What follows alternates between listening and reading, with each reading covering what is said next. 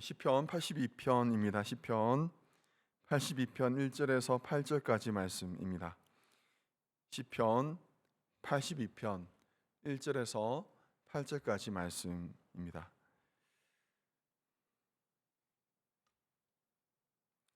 다 같이 우리 한 목소리로 합동하시겠습니다. 하나님은 신들의 모임 가운데 서시며 하나님은 그들 가운데에서 재판하시느니라. 너희가 불공평한 판단을 하며 악인의 납보기를 언제까지 하려느냐. 셀라.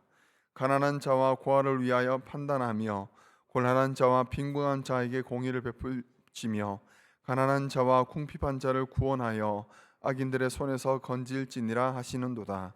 그들은 알지도 못하고 깨닫지도 못하여 흑암 중에 왕래함이 땅의 모든 터가 흔들리로다. 내가 말하기를 너희는 신들이며 다 지준 자의 아들들이라 하였으나 그러나 너희는 사람처럼 죽으며 고관에 하나같이 넘어지리로다. 하나님이여 일어나사 세상을 심판하소서. 모든 나라가 주의 소유이기 때문이니이다. 아멘. 할렐루야. 아멘. 오늘 말씀은 시편 82편을 우리 한번 살펴보도록 하겠습니다. 오늘 시편에서는 좀 낯선 표현이죠. 신들의 모임이라는 표현이 나옵니다. 신들의 모임. 이 표현은 조금 논란이 있을 수 있습니다. 마치 그리스 로마 신화에서 제우스가 올림푸스 산에서 서 있고 그 주변에 다른 신들이 마치 둘러앉아 있는 그 장면을 연상하게 하기 때문에 그렇습니다. 더군다나 6절에 보면 너희는 다 신들이라 라고 말을 합니다. 그래서 이것을 우리가 잘못 이해하면 모든 것들에는 신들이 다 깃들어 있다라는 범신론처럼 우리가 생각할 수도 있습니다. 원문에서도 그 신이라는 단어에는 엘로힘이라는 단어를 사용하고 있습니다. 보통은 하나님으로 번역하는 단어인데 그 단어를 신들이라고 번역을 하고 있습니다. 그래서 우리가 잘못하면 오직 여호와 하나님만이 유일하신 참된 신이시다라는 이 신앙을 가지고 있는 우리에게는 어울리지 않는 그런 이해를 가지게 하기 때문에 시편 82편은 조금 우리가 주의해서 살펴봐야 하는 그런 말씀이 됩니다. 근데 신들의 모임이라는 이 표현이 사실은 욥기에서도 등장하죠. 욥기에서도 욥기를 시작하면서 하나님께서 그 모임을 시작하시고 너희가 나의 의인 욥을 보았느냐라고 말씀하시면서 그 신들의 모임을 이렇게 묘사하는 장면이 나옵니다. 근데 거기에서는 그게 등장하는 신들이라 함은 천사들 혹은 뭐 악한 세력들을 의미하기도 하기 때문에 상황에 따라서 그리고 그 환경에 따라서 우리가 본문을 제대로 이해를 해야지 내용을 정확히 이해할 수 있습니다. 고대 사회에서 국가나 민족을 다스리는 왕 혹은 주권자를 자신은 신적인 존재다라고 말하는 경우들이 종종 있습니다. 대표적인 예가 아마도 애굽의 왕 바로겠죠. 바로는 자신을 가리켜서 나는 신의 아들이다라고 말합니다. 이집트에서는 왕을 태양신의 아들이라고도 말합니다. 자신을 태양신의 아들이라고 격상시킴으로 나는 너희들과 달라라는 것을 분명히 말하기도 하고요. 뭐 애굽만 그런 것이 아니고 바벨론에서도 왕을 가리켜서 자신은 마르둑의 아들이라고도 말을 합니다. 자신을 굉장히 높은 지위에 올려놓습니다.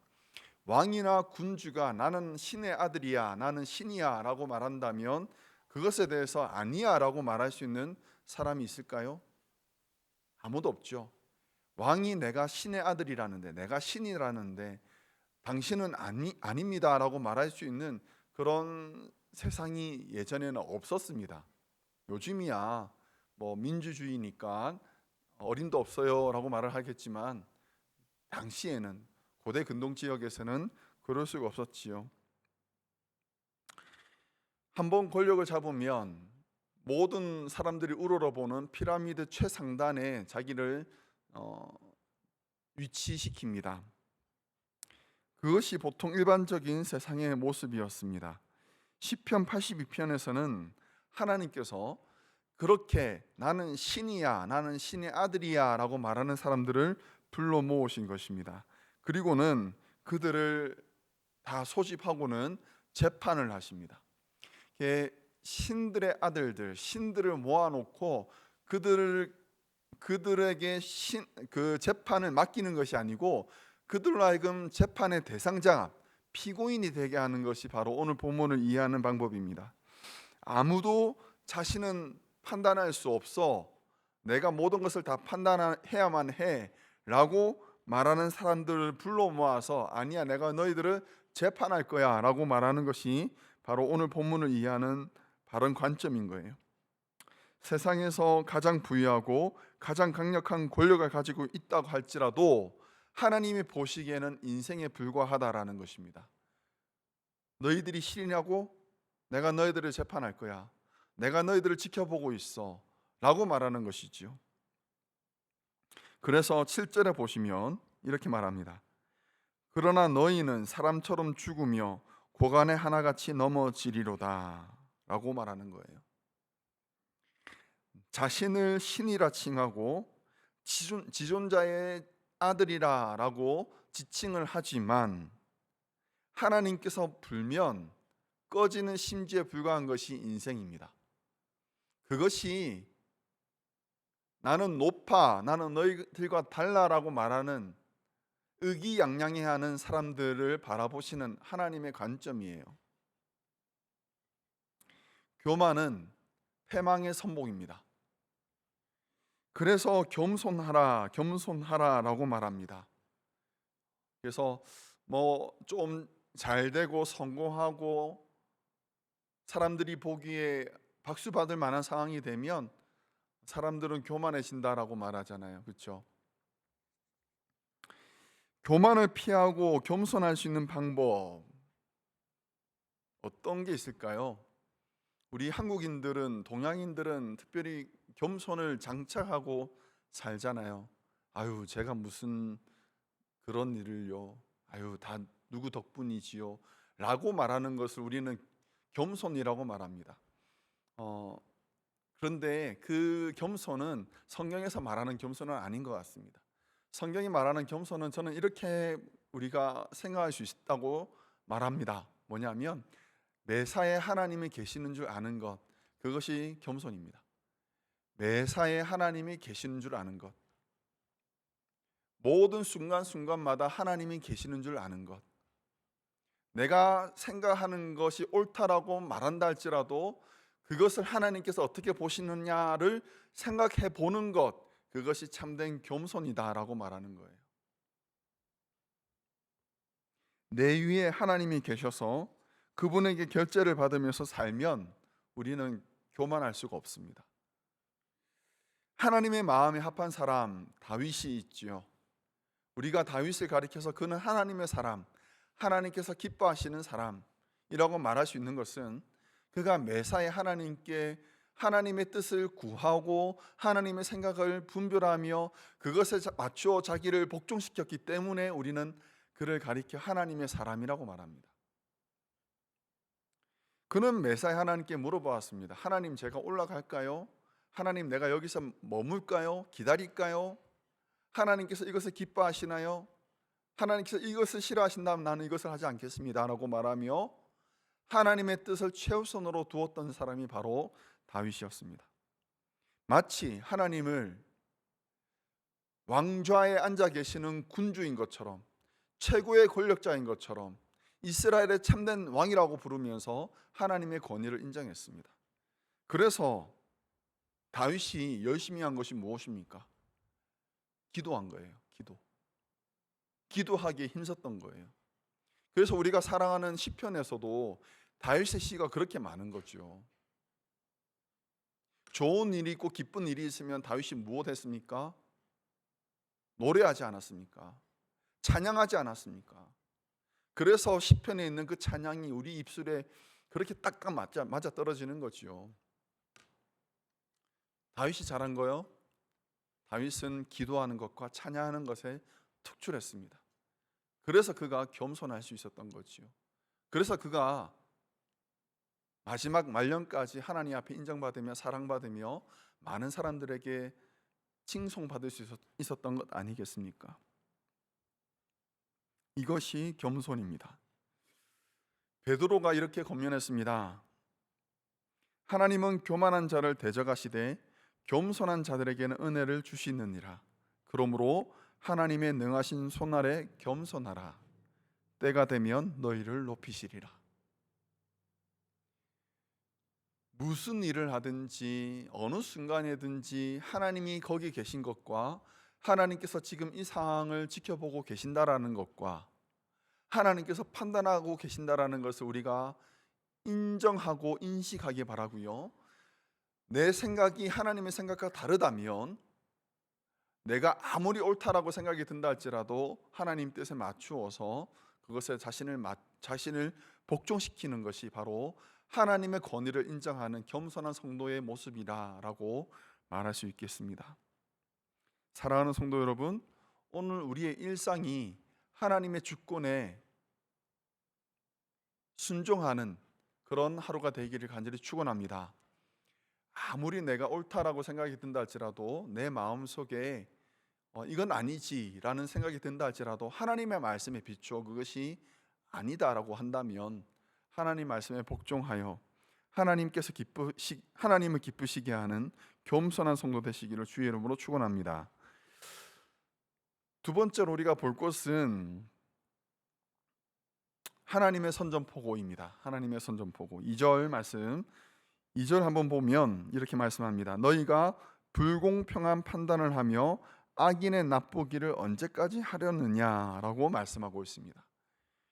하나님께서 나는 신이야, 나의 권위는 높아, 나는 너희들과 달라 라고 말하고 교만을 떨고 있는 자들을 불러 모아놓고는 뭐라고 말씀하시느냐? 너희가 불공평하대요. 정의롭지 않대요. 모든 재판과 판단은 기준이 있습니다. 하나님의 판단의 기준은 무엇이냐? 정의입니다. 공의로움입니다. 그것이 하나님의 판단 기준입니다. 그것에서 벗어나면 하나님 앞에 질책을 듣는 거지요. 하나님께서 이들을 불러 모아놓고 심판하시는 이유는 그들이 불공평했기 때문에 그렇습니다. 악인의 낫보기라는 표현이 나오는데 악인의 낫을 보는 이 표현이 어떤 뜻이냐? 영어 성경에서는 show partiality to the wicked라고 되어 있습니다.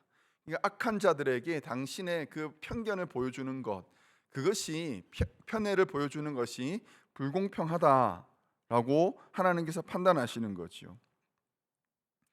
강한 자들, 힘 있는 자들, 나한테 도움이 될 만한 사람들에게 마음이 굽는 것, 그들에게 생각이 굽어지는 것, 그들에게 힘을 더하게 되는 것, 이것이 바로 불공평이다라고 지적하고 하나님께서 이들을 호통하시는 것입니다.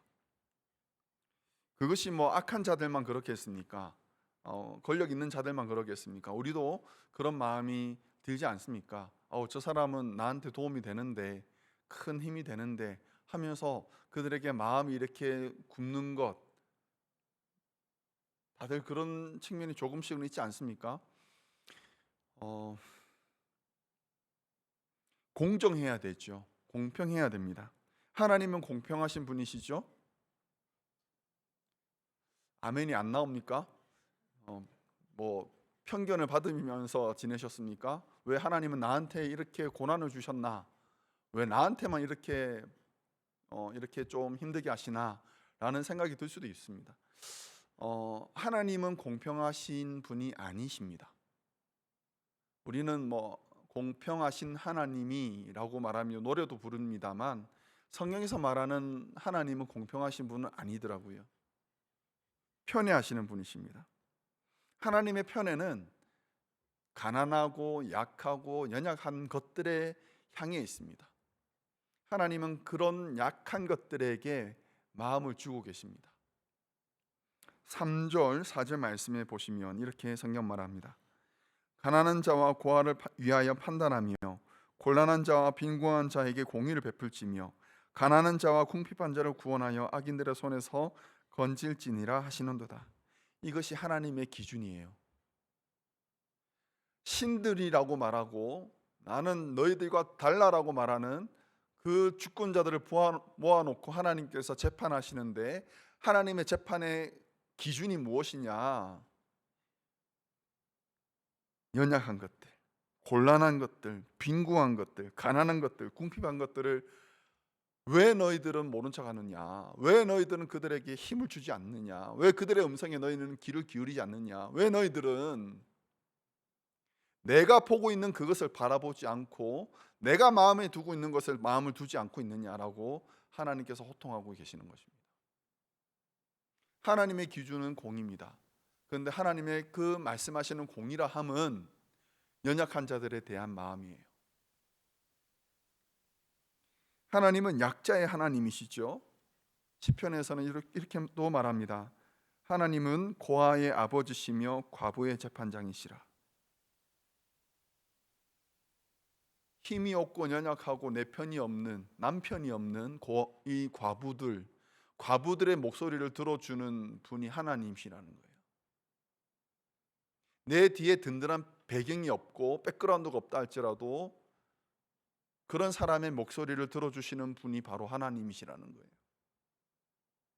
세상에 나 홀로 남겨져 있는 것 같은 고아와 같은 자들, 그들에게 내가 여기 있어, 내가 너희 편이야 라고 말씀하시면서 그들을 위해서 마음을 쓰시는 분이 우리 하나님이시라는 거예요. 하나님은 편애하시는 분이십니다. 그런데 그것이 공의라고 말씀하십니다. 우리의 공의의 기준과는 다르죠. 우리의 공의의 기준은 뭡니까? 5대 5죠. 똑같이 해줘야 되죠. 하나님의 기준은 다르다는 거예요. 교회가 그런 곳입니다. 교회의 기준은 그렇습니다. 교회는 연약한 사람들이 모이는 곳 아닙니까? 보잘것없는 사람들이 모인 곳 아니겠습니까? 바울이 고린도 교회를 향해서 이렇게 말합니다. 고린도전서 말씀을 보시면 이렇게도 말씀합니다. 그러나 하나님께서 세상의 미련한 것들을 택하사 지혜 있는 자들을 부끄럽게 하려 하시고 세상의 약한 것들을 택하사 강한 것들을 부끄럽게 하려 하시며 하나님께서 세상의 천한 것들과 멸시받는 것들과 없는 것들을 택하사 있는 것들을 폐하려 하시나니. 이것이 하나님의 방법이에요. 그래서 고린도 교회 보면 그렇게 문제들이 많았던 것 같아요. 왜 고린도 교회 문제가 그렇게 많았느냐? 연약한 것들, 부정한 것들, 힘이 없는 것들, 배우지 못한 것들, 지위가 낮은 것들, 이런 자들이 모여 살다 보니 말도 많고 부딪힘도 많고 문제들이 많이 있었던 거죠. 근데 하나님의 지혜가 무엇이냐면 그렇게 문제 많고 시끄러운 고린도 교회를 통해서 당시에 힘이 있고 강하다라고 말하는 자들을 부끄럽게 하는 것이 하나님의 지혜였다라는 것입니다.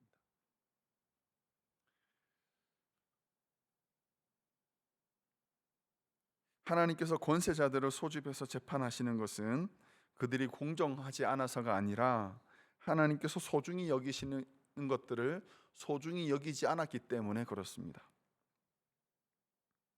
하찮게 여기다라고 그런 표현이 있죠. 하찮게 여기다. 귀한 것을 귀하게 여기지 않는다라는 뜻입니다.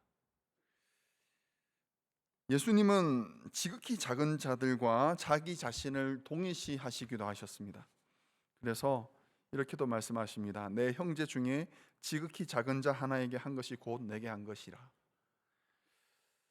야고보는 경건함에 대해서 이렇게도 말합니다. 하나님 아버지 앞에 정결하고 더러움이 없는 경건은 곧 고아와 과부를 그 환난 중에서 돌보고 또 자기를 지켜 세상에 물들지 아니하는 그것이니라. 야고보 사도가 말하는 경건함이란 약한 자들을 돌보는 것, 그들을 지켜보는 것, 그것이 바로 경건이다라고 말합니다. 그래서 경건을 우리가 좀 다르게 표현한다면 하나님께서 바라보시는 것을 바라보는 것, 하나님께서 귀하게 여기시는 것을 귀하게 여기는 것, 그것이 경건이다라고 말할 수 있는 거지요. 사랑하는 성도 여러분, 우리가 마음 쓰고 우리가 신경 쓰고 우리가 관심을 가지고 있는 그것은 무엇인가요? 주파수를 맞춰야 되겠죠. 하나님께서 관심을 가지는 것에 우리도 관심을 가져야 되겠죠. 하나님께서 소중히 여기는 것을 우리가 소중히 여겨야 되겠죠. 하나님께서 무엇에 관심을 가지고 소중히 여기신다고요? 작은 것들, 연약한 것들, 힘이 없는 것들, 그런 것들에 대해서 하나님은 더 마음을 쓰고 계신다라고 말합니다. 사랑하는 성도 여러분, 오늘 우리의 관심이 낮은 곳으로 향하기를 간절히 바랍니다. 우리의 관심이 고난 당하고 있는 자들에게 향하기를 간절히 바랍니다. 기도가 필요한 자들에게 우리의 기도가 향하기를 바랍니다. 그것이 경건한 삶을 사는 지혜인 줄 압니다. 그것이 하나님께서 오늘 우리에게 시편 82편을 통해서 하시는 말씀인 줄 믿습니다. 힘이 있다고 신의 아들이 되는 것이 아닙니다. 하나님과 마음을 같이 하는 자들, 예수 그리스도의 마음을 품은 자들이 하나님의 자녀들 아니겠습니까? 찬양의 그 후렴의 한 구절이 이렇습니다. 주의 손에 나의 손을 포개고 또 주의 발에 나의 발을 포개어 나 주와 함께 죽고 나 주와 함께 살리라. 영원토록 주 위에 살리라. 사랑하는 성도 여러분, 하나님과 뜻을 함께하는, 하나님과 마음을 같이 하는 우리 성도들 되시기를 주의 이름으로 축원합니다. 더불어서 매사에 하나님이 계시는 것, 매사에 하나님의 뜻을 먼저 앞세우는 것, 하나님의 생각에 나의 생각을 복종시키는 것, 그렇게 겸손하게 살아가는 복된 성도 되시기를 주의 이름으로 축원합니다. 함께 기도하겠습니다.